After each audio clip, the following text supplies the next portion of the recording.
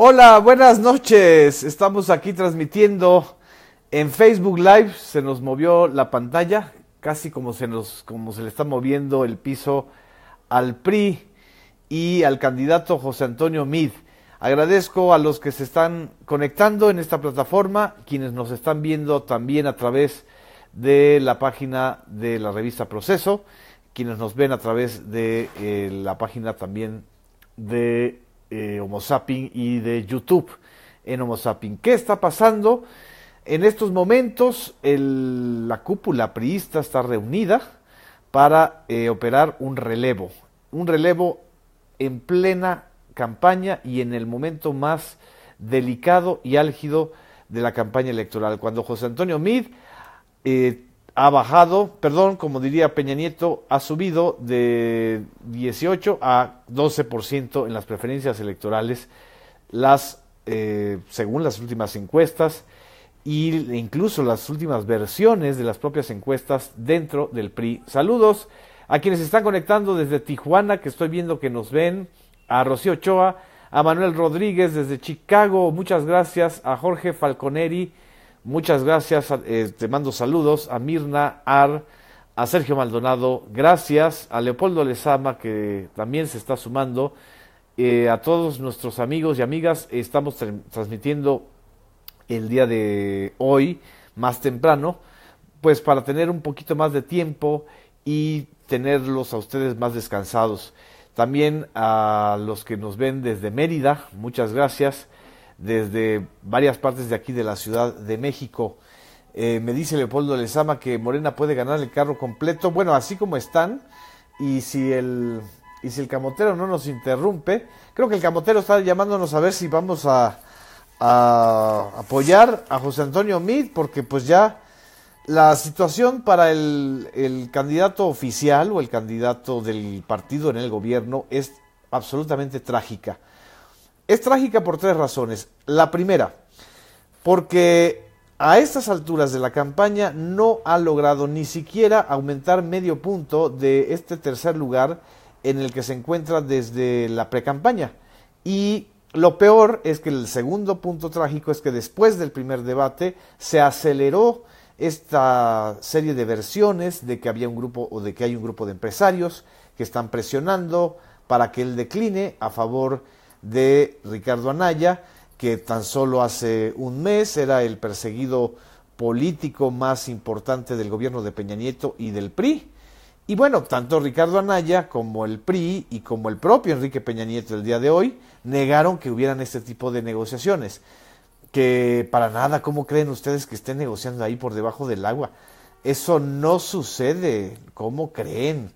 ¿Ustedes creen que haya una negociación? Por favor. En fin, el tercer elemento, el tercer ingrediente, es que prácticamente hay una huelga de brazos caídos de los gobernadores y liderazgos priistas en los estados. Ya le quedan muy pocos estados al PRI, gobiernos estatales priistas, y los que quedan están muy descontentos con la dirigencia, o estaban muy descontentos con la dirigencia de este señor que alcanzó notoriedad no precisamente por su eficacia, sino por sus malas palabras, por sus errores, por sus provocaciones. El señor Enrique Ochoa Reza. Enrique Ochoa Reza, un tecnócrata sin trayectoria partidista, vinculado a Luis Videgaray, el ex hombre fuerte del gabinete de Peña Nieto, porque ya no sabemos ni quién es el hombre fuerte de ese gabinete. Después de las elecciones del 2016, como ustedes recordarán, que el PRI perdió 9 entidades y el dirigente nacional era Manlio Fabio Beltrones, un reconocido jerarca de las agrupaciones priistas, don Beltrone, como le dicen unos, o Manlio, o en fin, el gran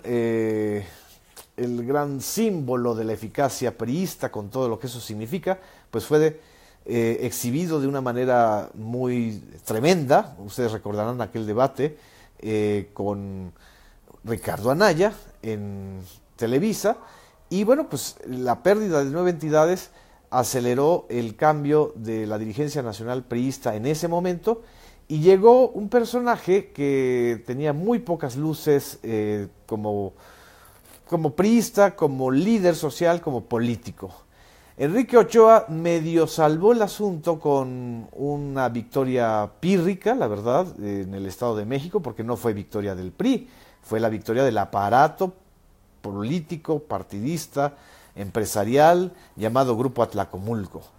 Y después de esa aparente victoria, lo que ha ocurrido de entonces a la fecha ha sido un verdadero desastre para el PRI. Un desastre mucho peor que el que vivió con Manlio, mucho peor evidentemente que el que vivió con el primer líder nacional priista en el sexenio de Enrique Peña Nieto, que fue César Camacho. ¿Por qué? Porque no solamente se ha desfondado el PRI, casi tan grave el desfondamiento del PRI como el del PRD, que el PRD pues ya quedó como un anexo ahí de la campaña de Anaya, sino que también designó a un candidato presidencial sin ninguna trayectoria partidista. Tiene mucha trayectoria en la alta burocracia, es un gran tecnócrata, ha tenido 5 puestos en el gabinete en 2 sexenios, es decir, tiene pues un alto récord para llenar su página de LinkedIn, pero para convocar a los priistas a rescatar el desastre que ha sido el gobierno de Peña Nieto, pues la verdad, el señor José Antonio Meade, con sus oratorias aprendidas, con su evidente falta de contacto con la gente, con su incomodidad para ser un rudo y con sus torpezas a la hora de pues del debate o de entrar en amarres con el puntero, que es Andrés Manuel López Obrador, ha sido todavía peor. Y peores fueron el reparto de las candidaturas, porque cuando el barco empieza a naufragar, las ratas se salen. Y muchos priistas encontraron en la ruta de Morena esa ruta para pues salvar el hueso, salvar el cargo y no ser defenestrados por la alta burocracia priista que estaba controlada por Enrique Ochoa Reza, que en realidad es una extensión de Enrique Peña Nieto. Ahora, para sorpresa de todos, lo que se habló como rumor hace un mes más o menos de que iba a haber un cambio en la dirigencia nacional priista, hoy se confirma. Se confirma la llegada de un personaje muy oscuro, no hablo del color de su piel, estoy hablando de su trayectoria política. Fue un gobernador priista de Guerrero, René Juárez Cisneros, gobernador de 1999 a 2005, el último año del sexenio de Ernesto Zedillo y toda la parte del sexenio de Vicente Fox. René Juárez fue un gobernador que no es recordado con afecto en Guerrero. No sé si aquí haya algún guerrerense que nos pueda comentar o recordar qué hizo René Juárez en Guerrero, porque a final de cuentas la violencia que ha vivido Guerrero y que se ha agudizado muchísimo desde la llegada de Héctor Astudillo, pues tiene su origen en este episodio o en este periodo en el que René Juárez fue gobernador. Se le reconoce como una especie de operador. Este lenguaje priista, en el lenguaje priista la palabra operador significa, bueno, es capaz de hacer cuanta trampa sea necesaria para ganar. Y en esa especie de metáfora de la corrupción, que es la palabra operador político, pues lo están nombrando. Además, yo consulté si es un asunto jurídicamente sustentable que en este momento, sin que se respeten los propios estatutos priistas, el Consejo Político Nacional del PRI esté reunido para que se confirme lo que ya a final de cuentas fue un manotazo, pero no de José Antonio Meade, sino de Enrique Peña Nieto.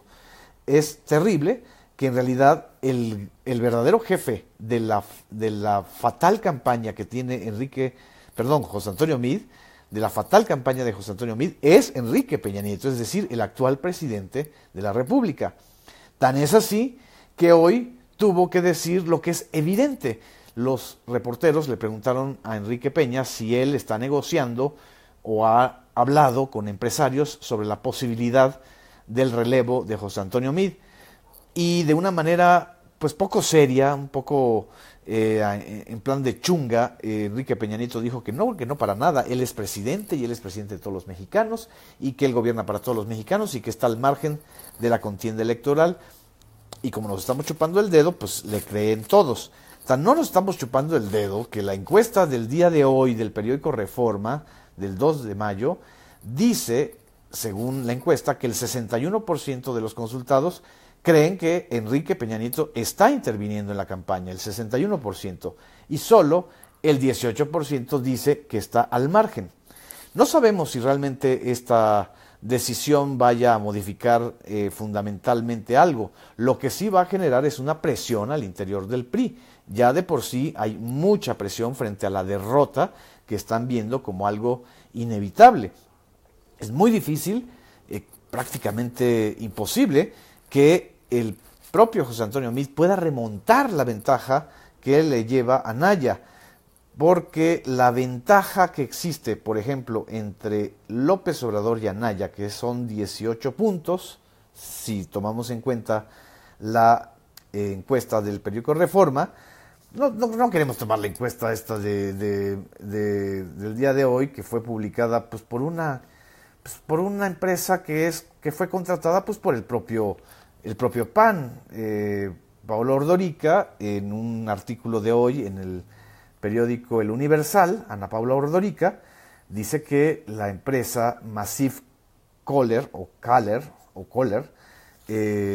fue contratada por $1 millón por el PAN. Entonces, pues evidentemente están maquillando las cifras. Según esta encuesta, la distancia entre Anaya y López Obrador es de solo 7 puntos.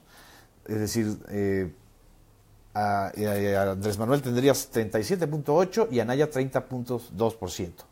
Y Meade ahí tiene el 12%. Es decir, hay una distancia, según esta encuesta, que está hecha con toda la maña, de 18 puntos. 18 puntos entre José Antonio Meade y Ricardo Anaya. Mucho más que los 7 puntos de distancia entre Anaya y López Obrador.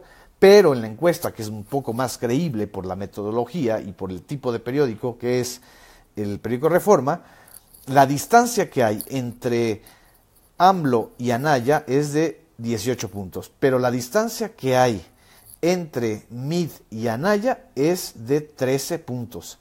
Es decir, hay una diferencia de 13 puntos porque Anaya tendría 30% y Meade el 17%. Y lo peor es que Meade no creció con el debate presidencial, no se movieron las cifras más que, según el propio periódico Reforma, pues Anaya ganó 4 puntos y López Obrador no habrá perdido más puntos, se quedó en un 48%. Tan es así que la propia encuesta revela que les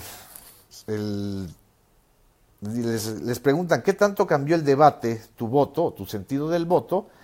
El 48% dice que nada lo cambió, solo el 15% dice que mucho, un 11% dice que algo y un 13% dice que poco. Es un universo en donde las opciones no se están moviendo de manera fundamental para cambiar el sentido del voto.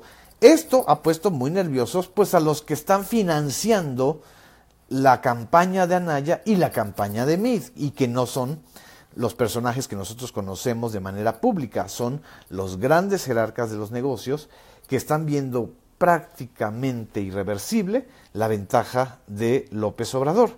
Esta ventaja es muy diferente a lo que existía en el 2006 o en el 2012 o en el 2000 incluso.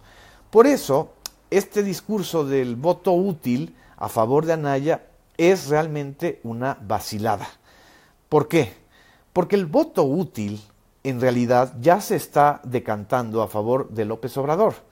El voto útil es aquel que está eligiendo a quien tiene más posibilidades de sacar al PRI y al PAN de Los Pinos. Es un voto de castigo contra 18 años de gobiernos del PAN y del PRI.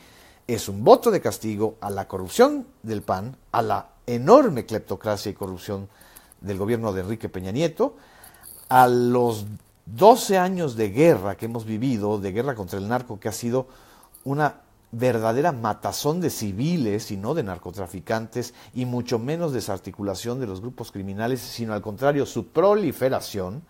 Y por si fuera poco, es también un voto en contra de esta situación de parálisis económica que están viviendo muchos pequeños, medianos empresarios y clases medias.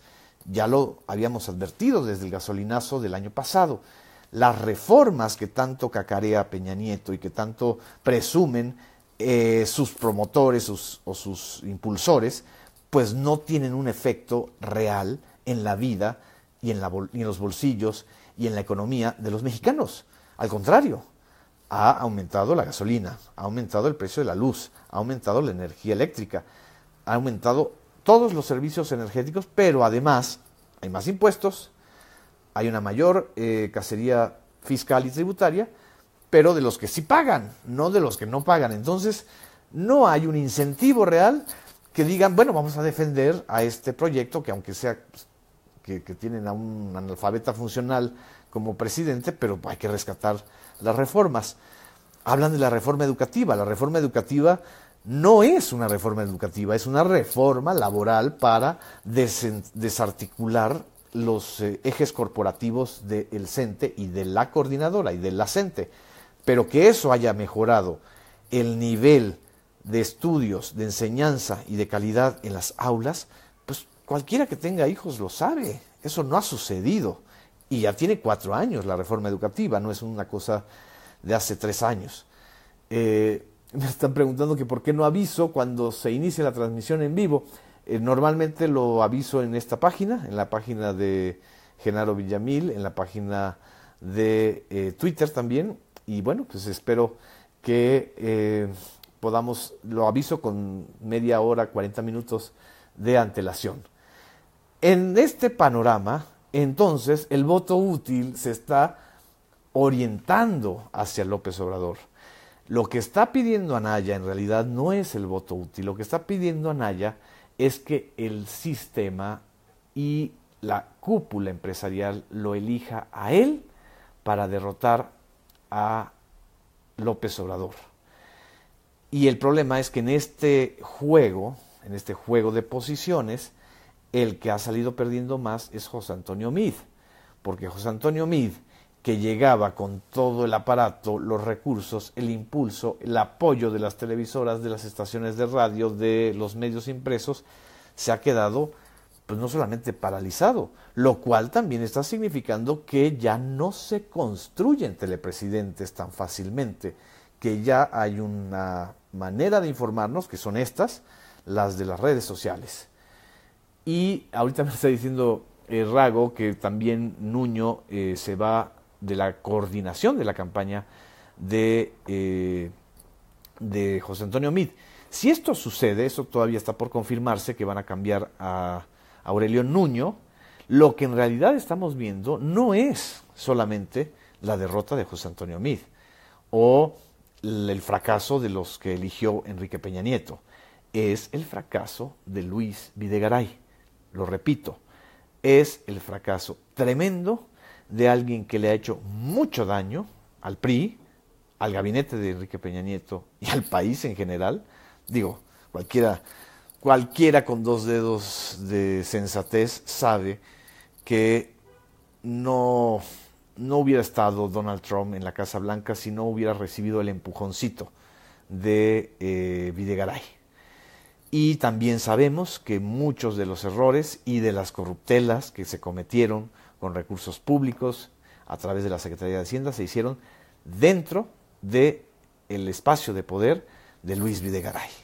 Entonces, esto que está sucediendo en el PRI, en el equipo de campaña de José Antonio Meade, realmente es hacer a un lado a estos disque niños maravilla o golden boys del señor Luis Videgaray, porque ni Enrique Ochoa ni Aurelio Nuño pudieron mínimamente frenar esta debacle.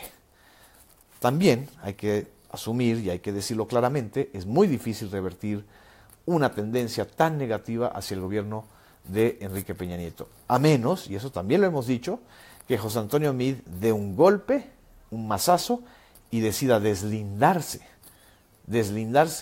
de la corrupción y de los errores del gobierno de Peña Nieto y de los horrores, no solo de errores, sino de los horrores. ¿Ustedes creen que suceda eso? Yo creo que no. Entonces, mientras eso no suceda, José Antonio Meade va a estar prácticamente rehén de una serie de grillas tremendas al interior del PRI. Estoy viendo sus mensajes, me dicen Anaya y Diego de Fernández de Valle son del equipo de Salinas. Yo no sé, y fíjense esto que estaba yo analizando hace rato, si la llegada de René Juárez realmente sea una victoria para Salinas. Más bien creo que es un personaje vinculado a Ernesto Zedillo, como el propio José Antonio Meade está vinculado a Ernesto Zedillo. Y esto es otro ángulo que hay que analizar. ¿Qué tanto está detrás de esta crisis la guerra soterrada, brutal, de posiciones, de dinero, de poder, de crímenes entre Ernesto Zedillo y Carlos Salinas de Gortari? ¿No se les hace extraño que después de aquella famosa cena de abril en la casona de Carlos Salinas se acelerara este asunto de la declinación de Meade y de que Ricardo Anaya podría ser la opción? Y la verdad es que esto no ha cuajado ni cuajará, y entonces retornan cuadros o elevan a cuadros que son identificados con un periodo del gobierno priista también muy conflictivo como fue el de Zedillo. En fin, este es un análisis, una especulación que yo los dejo para ustedes, para que también ustedes se pongan a pensar como también los grillos están pensando. En fin, dice aquí Carmina Medina Gramajo, el hambre los mata, pero el orgullo los levanta. Meade ya no tiene que hacer. Mexicanos despierten, olvídense de las campañas de miedo. Muchas gracias a los que están saludando, les agradezco su opinión, les agradezco su interés. Esto es lo que yo estoy compartiendo con ustedes a partir de la información que tengo a la mano. Muchas gracias, nos vamos a seguir viendo en esta plataforma de Facebook y de YouTube, también los que quieran y los que nos estén viendo a través de YouTube. Me dice, ¿es Anaya el candidato de Salinas entonces? Yo creo que lo que está haciendo también Salinas es un poquito, como decimos, es presumir algo que en realidad ya no tiene. La verdad, como diría Margarita, ya Salinas no puede ser el gran titiritero porque era titiritero cuando tenía las estructuras sólidas de poder a su servicio. Esas estructuras se derrumbaron y se están derrumbando de manera grave y grotesca con el gobierno de Enrique Peña Nieto. Entonces, al derrumbe de esas estructuras, lo que está sucediendo es que se está colando el voto útil, el voto que está a favor de alguien que no esté vinculado ni a Salinas, ni a Peña, ni al PAN. Y ese es López Obrador. Por eso defiendo esta tesis de que el voto útil realmente se está orientando hacia López Obrador y al movimiento que él encabeza. Morena no firmó el Pacto por México y eso pues, lo sabe cualquier mexicano medianamente informado. Pero bueno, nos van a seguir recetando la guerra sucia, de que es Chávez, de que los rusos, de que los coreanos, de que seguramente los marcianos. Estas cosas que ya el sentido común no puede sostenerlas. La verdadera amenaza para la democracia mexicana es la corrupción, es la cleptocracia, es la violencia, es la insensibilidad frente a un país que está padeciendo desde hace 18 años gobiernos mediocres en lo económico, en lo político y muy aborazados en lo corrupto. Muchas gracias. Buenas noches.